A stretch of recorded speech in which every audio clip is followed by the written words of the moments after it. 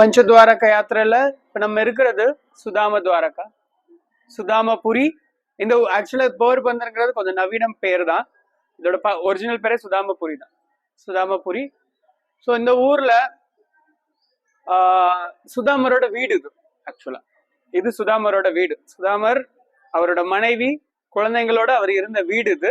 இப்ப கோயிலா இருக்கு ஆக்சுவலா. ஏன்னா அவர் கிருஷ்ணரோட ரொம்ப பால்ய நண்பர். அவர் ஒரு முறை ஆக்சுவலா உண்மையிலே பகவானோட பக்தர்கள் பெரிய செல்வ செழிப்போட இருக்க மாட்டாங்க. யூஸ்வலாவே விஷ்ணுவோட பக்தர்கள், கிருஷ்ணரோட பக்தர்கள் பெரிய செல்வ செழிப்போட இருக்க மாட்டாங்க. குறிப்பா பிராமணர்கள் எந்த விதமான பௌதிக செல்வத்தையும் வச்சிருக்கவே மாட்டாங்க. பிராமணர்களோட 6 விதமான தொழில்கள், அறுதொழில் பிராமண அந்தணர்கள் உண்டு. இந்த 6 வேலைகள் என்னென்ன அப்படின்னா பட்டன், பாட்டன், யஜன், யாஜன், தான, பிரதிகிரக அப்படின்னு சொல்லிட்டு, அதாவது வேதங்களை அவங்க கத்துப்பாங்க, மற்றவங்களுக்கு சொல்லி கொடுப்பாங்க. பகவான் அவங்க வழிபடுவாங்க, மற்றவங்களை வழிபட வைப்பாங்க, மற்றவங்களுக்காக பூஜைகள் பண்ணுவாங்க. அதுக்கப்புறம் தானம் வாங்குவாங்க. தனக்கு போக என்ன இருக்கோ, எக்ஸ்ட்ரா இருக்கோ, தனக்கு தேவையானது போக உடனடியா அடுத்தவங்களுக்கு அதை கொடுத்துருவாங்க. ஸோ இதுதான் யஜன் யாஜன், சரி, பட்டன், பாட்டன், யஜன், யாஜன், தான, பிரதிகிரகன்னு 6 விஷயங்கள். சுதாமா அதுக்கு தகுந்த மாதிரி வாழ்ந்தார். முழுக்க முழுக்க கிருஷ்ண உணர்வுலேயே வாழ்ந்தார். அவர் ஒரு நாளைக்கு வயிறு நிரம்ப சாப்பிட்டதே கிடையாது. அவர் கடவுளோட விருப்பப்படி, கிருஷ்ணரோட விருப்பப்படி என்ன வருதோ அதுல திருப்தி அடைஞ்சிருந்தார்.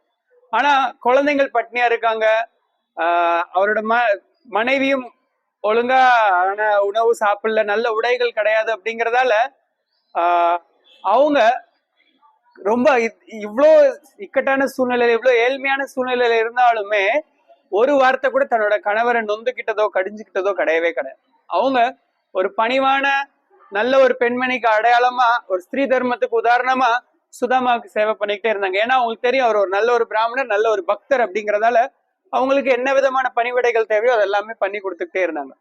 ஸோ இப்போ இந்த சுதாமரோட கதையை கேட்கறதுக்கு முன்னாடி நம்ம சினிமால கேட்டிருப்போம், பார்த்திருப்போம், அல்லது வேற எங்கேயாவது படிச்சிருப்போம். அது எல்லாத்தையும் எரேஸ் பண்ணிடுங்க தயவு செய்து.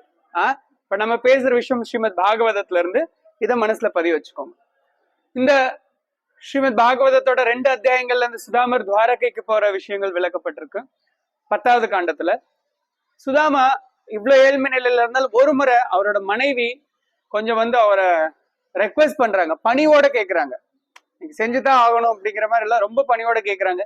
இந்த மாதிரி கிருஷ்ணர் எல்லாமே அவருக்கு தான் சொந்தம். கிருஷ்ணர் பகவத்கீதையிலும் சொல்றார், அகம் சர்வஸ்ய பிரபு, என்கிட்ட இருந்துதான் எல்லாமே வருது அப்படிங்கிறார்.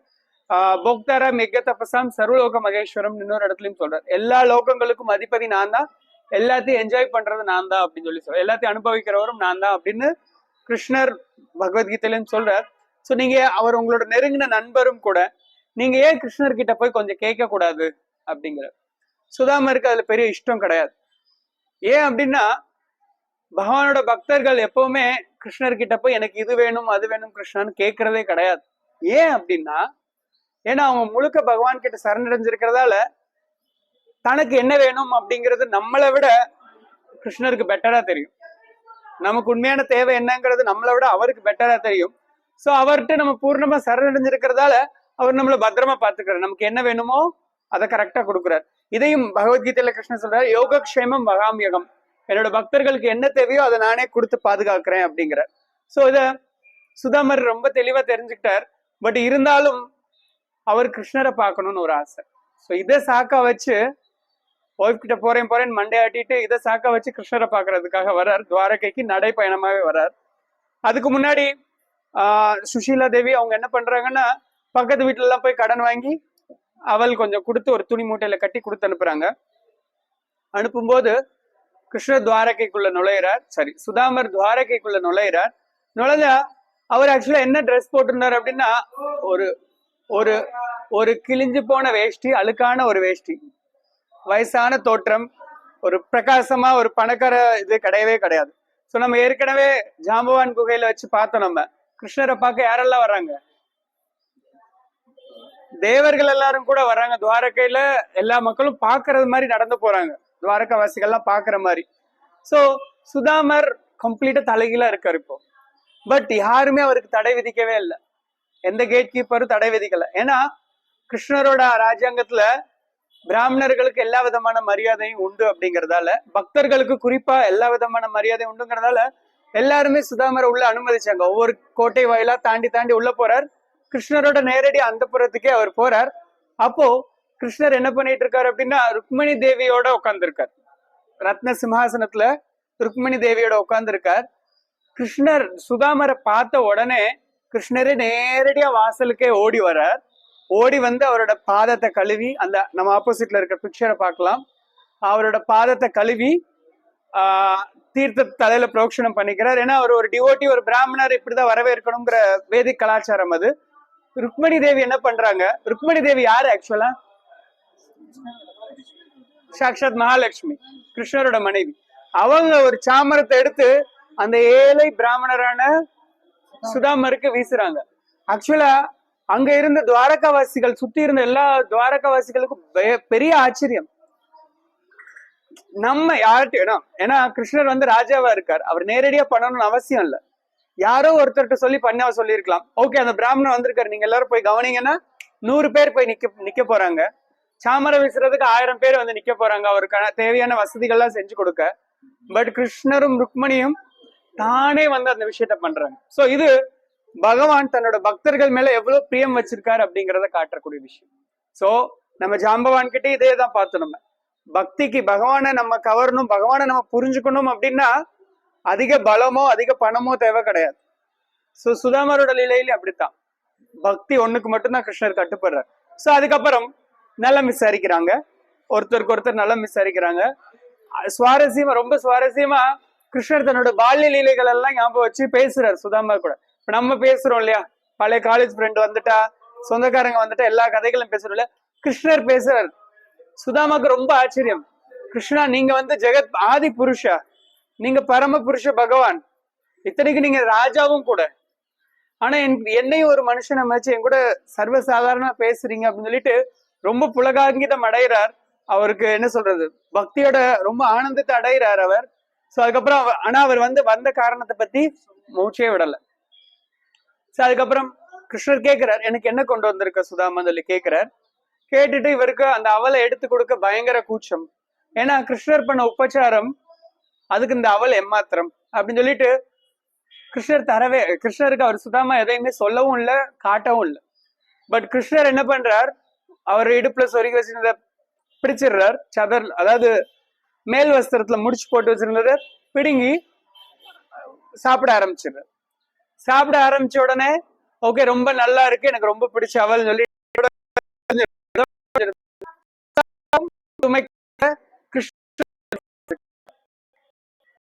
மறுநாளையில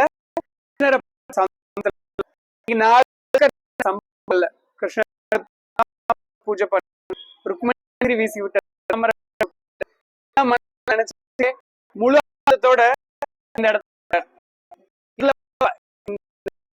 இந்த இடத்துக்கு வந்து பார்க்கும்போது அவரோட ஏழை குடிசை இருக்கு. ரத்னம், பெரிய பெரிய ஆசனங்கள், பஞ்சு மெத்தைகள், பெரிய சோஃபாக்கள், வைர வைடூரியங்கள் நிறைய இருக்கு. ஒரு தேவதை போல ஒரு பெண் அங்க வந்து நிக்கிறாங்க, அவரோட மனைவி சுஷீலா தேவி. குழந்தைகள் எல்லாருமே சொர்க்கவல்லோகவாசிகள் மாதிரி இருக்காங்க. சோ ஆச்சாரியர்கள் இதை எப்படி விளக்குறாங்க அப்படின்னா, ஏன் கிருஷ்ணர் வந்து இது அங்க பண்ணிட்டே அப்படின்னு என்ன விளக்குறாங்க அப்படின்னா, சுதாமா அந்த அவள் அவரோட சக்திக்கு மிஞ்சி, கிருஷ்ணரோட சக்திக்கு மிஞ்சினது ஏதாவது இருக்கா? அப்ப கிருஷ்ணர், அதனால கிருஷ்ணர் வெக்கப்பட்டுக்கிட்டு நான் இதை பண்ணிருக்கேன்னு உனக்கு சொல்லவே இல்லையா? கிருஷ்ணர் கூச்சப்பட்டுட்டாரா ரொம்ப. ஏன்னா இது அந்த அவளுக்கு இந்த பௌதிக செல்வம்லாம் ஈடு ஆகாது அப்படின்னு சொல்லிட்டு. சோ அப்புறம் சுதாமா ரொம்ப சந்தோஷப்பட்டார். பட்டுட்டு ஓகே இப்ப நான் என்ஜாய் பண்றேன், நான் ராஜா மாதிரி வாழ்றேன். கிடையாது, கிருஷ்ணர் என் மேல கருணையோட இதை கொடுத்திருக்கார். சோ இது வந்து இது எல்லாமே கிருஷ்ணருக்கு தான் சொந்தம் அப்படிங்கிற முதல்ல ஒரு தொலைவு வகையான வாழ்க்கையிலேயே அவர் வாழ்ந்து மிச்ச இருந்த நாட்களையும் கிருஷ்ண பக்தியிலேயே கழிச்சு. சோ இந்த விஷயத்துல இருந்து நம்ம ஊர்ல இப்பவும் சொல்லுவாங்க, சுதாமர் அவள் கொடுத்தார், பதிலுக்கு நிறைய கிடைச்சது, நம்மளும் அவள் கொடுக்குறோம். இன்னைக்கு நிறைய பேர் அவள் கொண்டு வராங்க கிருஷ்ணருக்கு. சுதாமா என்ன கொடுத்தார்? இப்பவும் மறுபடியும் சொன்ன லாஸ்ட் பாயிண்ட் அதுதான் சொன்னேன். சுதாமா என்ன கொடுத்தார்? தன் சக்திக்கு மீறின பக்தி. அவர்கிட்ட அந்த அவள் கூட கிடையாது, பட் அவர் அதையும் மீறி கொடுத்தார். தன்னோட சம்பாத்தியத்துல 200% கொடுத்தார். சோ கிருஷ்ணர் அதுக்கு தகுந்த ரெசிப்ரிகேட் பண்ணார். கிருஷ்ணன் பகவத்கீதையில மறுபடியும் சொல்றார், யாரு எந்த விதத்துல எனக்கு பக்தி பண்றாங்களோ அதே விதத்துல நான் ரெசிப்ரிகேட் பண்றேன், அவங்களுக்கு அவங்களோட உறவு முறையில நான் ஈடுபடுறேன் அப்படிங்கிறார் கிருஷ்ணர். சோ இதேதான் விஷயம் நமக்கும். நம்ம கிருஷ்ணர்கிட்ட எந்த விதத்துல அணுகிறோமோ அதே விதத்துல அவர் ரெசிப்ரிகேட் பண்ண தயாரா இருக்கார். நம்ம கிருஷ்ணரை நண்பரா பார்க்கும்போது அவர் நண்பரா இருக்கார், நம்ம அவர் எஜமானரை பார்க்கும்போது எஜமானரா இருக்கார், நம்ம அவரை எதிரியா பார்த்தா அவர் அதுக்கும் தயாரா இருக்கார். கிருஷ்ணர் உருவம் இல்லாதவர், ஓகே எனக்கு உருவம் இல்லை, அதையும் அவருக்கு சொல்லி ஒத்துக்கிறார். சோ அந்த மாதிரி. ஆனா கிருஷ்ணர் பரமபுருஷ பகவான், அவருக்கு ரொம்ப அற்புதமான ஒரு சியாம சுந்தர ரூபம் இருக்கு. புல்லாங்குழல் ஏந்தின ஒரு அற்புதமான ரூபம். இங்கேயும் பார்த்தோம் நம்ம ராதாகிருஷ்ணரை. எல்லா விதமான குணங்களும் தெய்வீக குணங்கள் அவர்கிட்ட இருக்கு, பௌதிகமான குணங்கள் கிடையாது. அவர் கர்ம வினைகளுக்கு உட்படுறவர் கிடையாது. ஆனா இந்த பூமியில அவர் சொல்றது கூட்டம் கப்பட்ட மனுஷக அப்படின்னு பாகவதத்துல சொல்லப்பட்டிருக்கு. சாதாரண மனுஷனை போல நடந்துகிட்டாரு அப்படின்னு சொல்லிட்டு. சோ இந்த லீலைகள் எல்லாத்தையுமே இந்த இடத்துக்கு வந்து நம்ம ஞாபகப்படுத்தும் போது மறுபடியும் நம்ம இத மறுபடியும் நம்ம நினைவு வச்சுக்கும் போது நம்மளும் இந்த தூய பக்தர்களோட ஒரு துளியாவது நமக்கு ஒட்டும். ஸ்ரீமத் பாகவதத்துல என்ன சுகதேவ கோஸ்வாமி என்ன பிளெஸிங் கொடுக்குறாருன்னா, யாரெல்லாம் சுதாமரோட இந்த சரித்திரத்தை கேட்கிறாங்களோ, சுதாமர் துவாரகைக்கு விசிட் பண்ண இந்த சரித்திரத்தை கேட்கிறாங்களோ, அவங்க எல்லாம் சுதாமா மாதிரியே பக்தர்கள் ஆவாங்க அப்படின்னு சொல்லி பிளெஸிங் கொடுக்குறேன் நம்ம எல்லாரும். सुदामापुरी क्षेत्र की जय, श्री कृष्ण भगवान की जय, रुक्मिणी देवी की जय, श्रील प्रभुपाद की जय, हरे कृष्णा।